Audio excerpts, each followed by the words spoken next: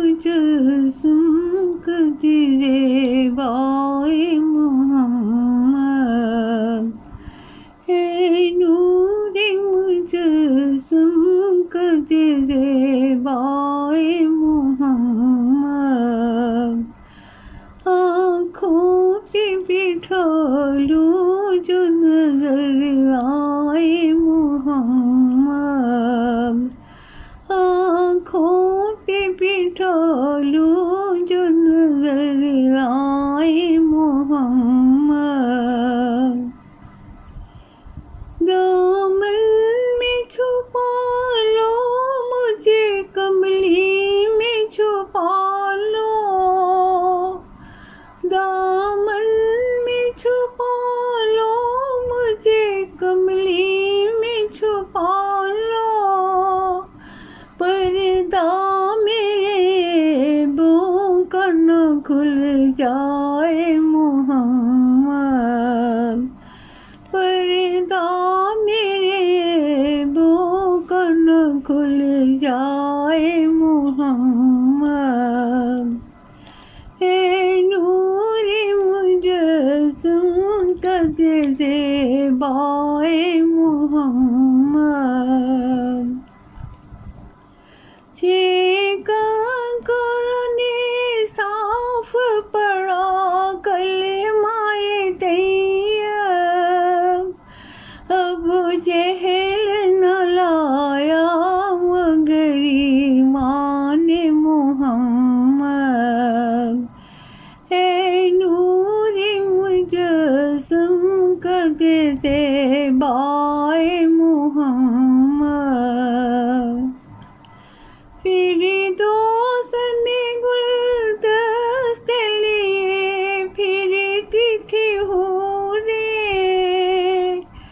کہتی تھی کہاں دفن ہے شہدائے محمد،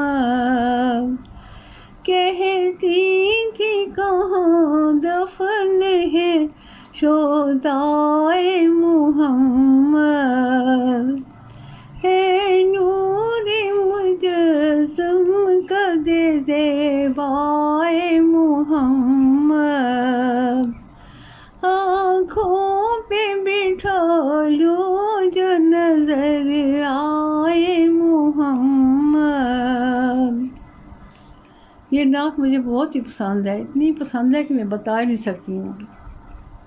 کتنی نعتیں تو میں اکثر دن میں پڑھتی رہتی ہوں، جب بہت ہی دل خفا ہوتا ہے نا۔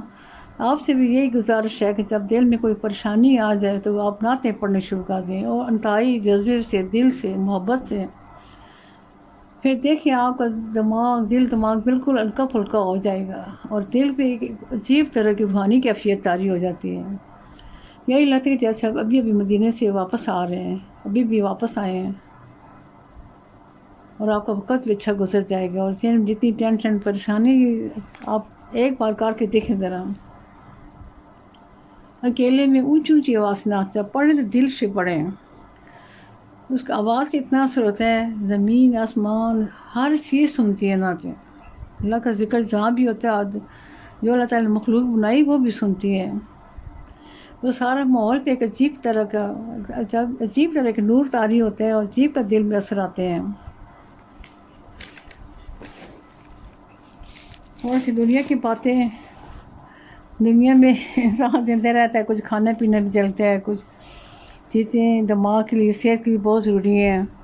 ہم چھوٹے تھے تو جس کو بھی دماغی کمزوری ہوتی تھی تو امی جی ہمیں رات کو دودھ میں جلیبیاں، رات شام کو منگا کے نا دودھ گرم کر کے جلیبیاں ڈال کے رکھ دیتی تھیں، اوپر ڈھکن رکھ کے سونے کے بعد کھلاتی تھیں، جس سے ایک دن انسان جو چکر آتے ہیں وہ کم ہو جاتے ہیں، اور دماغی کمزوری بہت دور ہوتی ہے، اور بینائی بھی تیز ہوتی ہے۔ بے شک آپ جیسا کھا کے دیکھیں، مجھے بڑے دنوں سے جلیبی یاد آ رہی ہیں، لیکن یقین کریں فرصت نہیں مل رہی ہے، دن کو بھول جاتی ہوں۔ انشاءاللہ یہ تو یاد آ گیا ضرور کروں گی۔ آج صبح نماز پڑھی تو یہ الفاظ آ گئے زبان پہ، اور میں فوراً کوشش کرتی ہوں کہ نوٹ کر لوں۔ یہ بتایا گیا کہ جب دل میں گرہ پڑ جائے، یعنی کسی سے کوئی بات، کوئی ایسی دل میں گرہ پڑ گئی ہے، تو اسے فوراً کسی نہ کسی طریقے سے کھول دیں، کیونکہ ایسے اگر نہیں کھولیں گے تو بات بڑھ جاتی ہے اور پریشانی ہمیشہ دل کو تنگ کرتی ہے۔ اس بندے سے مل کے آپ بات کلیئر کر لیں۔ کئی بار ایسا ہوتا ہے نا، پہلے بھی میں نے آپ سے بات کی تھی کہ جب کوئی بندہ بات کر رہا ہوتا ہے تو ہر بندہ اپنے وے سے سن رہا ہوتا ہے۔ کوئی بندہ کس طریقے سے کر رہا ہے، کسی کو اپنے کو پریشانی میں ڈوبا ہوگا تو شاید وہ یہ مجھے کہہ رہا ہے، یہ کس طریقے سے کہہ رہا ہے، تو پھر ایسے دل میں گرسی آ جائے۔ بندہ بات کلیئر کر رہے اس بندے سے، بھئی آپ نے یہ بات کی ہے میرے دل کو اچھی نہیں لگی ہے، یا اس طرح کر کے نا کلیئر کر لیں تو انشاءاللہ زندگی میں پھر پریشانیاں کم ہوتی، زیادہ بڑھتی نہیں ہیں۔ ایسے میں نے ایک چھوٹا سی یہ پڑھا تھا پیراگراف، دل کو اچھا لگ گیا ہے۔ پاکستان میں نا باہر ملکوں میں بھی ہوتے ہیں، لیکن میں سوچی کہ ہمارے پاکستان میں عورت پہ بہت ظلم ہے۔ ہزاروں میں سے ایک آدھ عورت ہوتی ہے جو صحیح نہیں ہوتی ہے، لیکن 99% عورتیں جو ظلم کے شکار رہتی ہیں۔ مرد اسے اللہ تعالیٰ نے مجازی خدا بنا دیا ہے، اب وہ چاہے اس کو بیچے، چاہے اس کو کاٹ کے کھائے، چاہے ڈنڈے مارے، اسے اللہ سے ڈر نہیں ہوتا ہے۔ صحیح بات ہے میں کہہ رہی ہوں، اور مجھے بڑا میرا دکھ ہے اس بات میں، بڑا افسوس ہوتا ہے جب کسی ایسی کوئی بات سنتی کسی آدمی عورت پہ ظلم کیا تو میرا دل بڑا خفا ہوتا ہے۔ اللہ تعالیٰ نے اسے درجہ دیا، لیکن اس طرح سے حق نہیں دیا ہے کہ اس پہ ظلم کرے۔ اور ظلم بھی وہیں ہوتا ہے جو عورت بالکل جس کا کوئی بھائی نہیں ہوتا ہے یا جس کا بیٹا نہیں ہوتا ہے، اسے دکھ دیے جاتے ہیں۔ اللہ تعالیٰ بس یہ سنیں آپ پیراگراف سے آپ کے دل میں بھی حیران ہوں گے کہ لکھنے والے نے کتنا اچھا لکھا ہے۔ عنوان ہے اس کا شوہر اور بیوی۔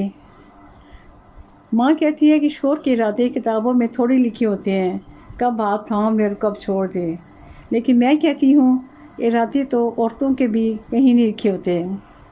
ماں کہتی ہے کہ عورت مجبور ہوتی ہے، میں کہتی ہوں مجبور تو مرد بھی ہوتا ہے۔ ماں کہتی ہے نہیں، عورت میں اللہ نے بہت زیادہ قوت برداشت رکھی ہوئی ہے، میں کہتی ہوں عورت قوت برداشت مرد سے کہیں زیادہ رکھی ہے، قوت برداشت میں حضرت یعقوب کا قصہ کافی نہیں ہے۔ ماں کہتی ہے کہ عورت مرد کی ہر غلطی معاف کرتی ہے، اب میں خاموش ہوں کیونکہ عورت شوہر کی ہر غلطی کو معاف کر دیتی ہے، مگر شوہر اس کی ذرا سی بھول چوک کو کبھی بھی معاف نہیں کرتا۔ اس وقت میں چپ ہو گئی۔ ایسی باتیں میرے دل کو بہت زخمی کرتی ہیں۔ انصافی ہے، بڑی زیادہ انصافی۔ ہزاروں میں ایک آدھ مرد ہوتے ہیں جو خیال رکھتے ہیں اور صحیح دل سے رکھتے ہیں، جیسے ہمارے پاکستان میں ایسے مرد بہت کم ہیں، اور ہزاروں میں عورتیں اچھی ہیں، ایک آدھ عورت کی ہوتی ہے کوئی ظلم کرے۔ بس اللہ تعالیٰ ہدایت دے سب کو، اور ایسا کوئی دکھ والی بات ہمیں نہ دکھائے، نہ سنائے۔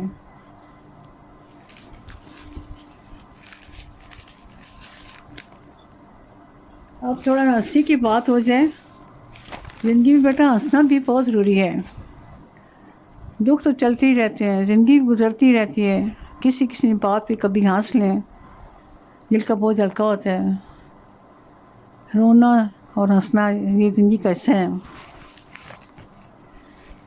مطلب یہ ہے کہ اپنے آپ کا، اپنے دل کو کھلا رکھیں، ہر وقت غم نہ طاری کریں، وہ الگ شور کر دیں۔ کوئی ہنسی کی بات ہو تو پھر صحیح دل کھول کے ہنسیں، یہ ضروری ہے، صحت کے لیے، زندگی کے لیے ضروری ہے۔ لطیفہ سننے ذرا، میں نے تقریر شروع کر دی ہے۔ جیل سازی کے جرم میں جیل پہنچنے والے ایک نئے قیدی سے جیلر نے کہا، یہاں تمہیں کوئی نہ کوئی کام کرنا پڑے گا، تمہیں کیا کام آتا ہے؟ وہ بولا، جناب بس ذرا سی مشق کی ضرورت ہے، 2 دن کے بعد میں جیل کے تمام افسروں کے چیکوں پر دستخط کر دیا کروں گا۔ ماشاء اللہ۔ اچھا، مسواک کے بارے میں نے پڑھا ہے، زبردست مضمون میں آج میں پڑھتی رہی ہوں، بہت بڑا مضمون ہے۔ تھوڑی کچھ باتیں آپ کو پڑھ کے سناؤں گی، کیونکہ ایک ہی بات مسلسل ذکر ہوتا ہے تو انسان ہے نا پھر واقعی تھوڑا بور ہونے لگ جاتا ہے، اور بوریت میں آپ کو ڈالنا نہیں، میں نے بوریت سے آپ کو نکالنا ہے۔ کوشش تو یہی ہے۔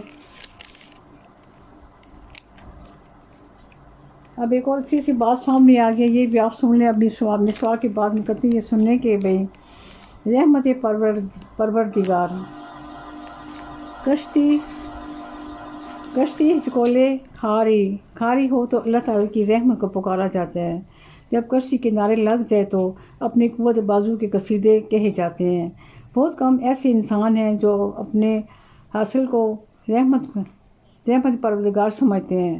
واصف علی واصف بہت مشہور آدمی ہیں، بڑے زبردست ان کی کتابیں ہیں، مضمون ہیں. ان کی کتاب کا نام ہے دل دریا سمندر. یہ ایک نئی شے بھی دل دریا سمندروں ڈونگے کون دلا دی جانے وہ، بہت زبردست ان کا کلام ہے. دل دریا سمندروں ڈونگے کون دلا دیا جانے ہو،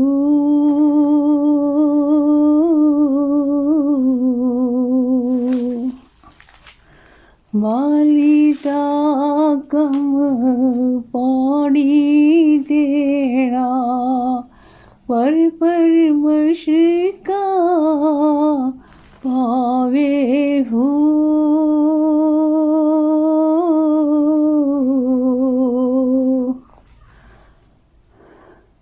مالک دا کم پھل پھل لانا لائے یا نہ لاوے ہو،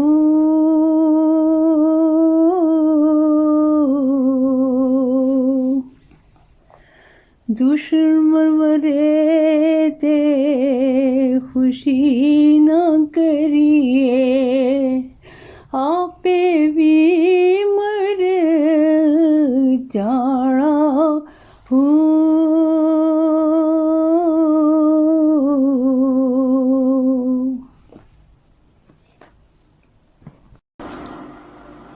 حضرت علی کا قول ہے کہ مسواک کرنے سے دماغ تیز ہوتا ہے. دراصل مسواک میں پایا جانا فاسفورس دماغی صلاحیتیں بڑھانے میں معمول ثابت ہوتا ہے. بعض لوگوں کی زبان ذائقے کی حس سے محروم ہو جاتی ہے. اس خرابی کا علاج مسواک کرنے میں موجود ہے. ٹرانسلیشن کے لیے بھی مسواک بہت ضروری ہے. سبحان اللہ، کتنی بڑی بات ہے. مسواک کے بارے اتنی باتیں یہاں لکھی ہیں، حیران ہوتے پڑے ہیں. حضرت عائشہ رضی اللہ عنہ سے روایت ہے کہ جس نماز سے پہلے مسواک کی جائے وہ بغیر مسواک کے پڑھی جانے نماز 70 نمازوں سے بہتر ہے.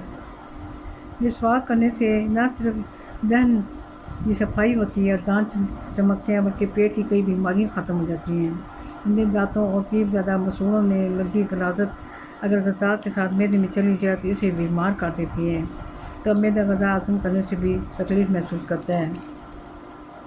بہت زیادہ فائدے لکھے ہیں، اور ویسے ہم نے سب کو پتہ بھی ہے کہ مسواک کے بڑے فائدے ہیں. سنت رسول ہے، اس سے بڑھ کر کیا بات ہوگی.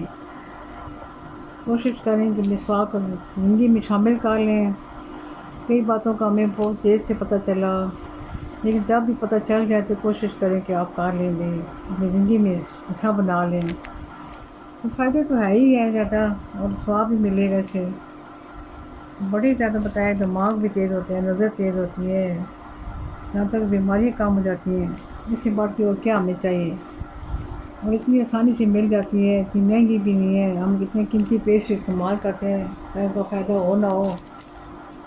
یہ تو ہے ہی سراپا فائدہ ہی فائدہ ہے، سنت رسول ہے.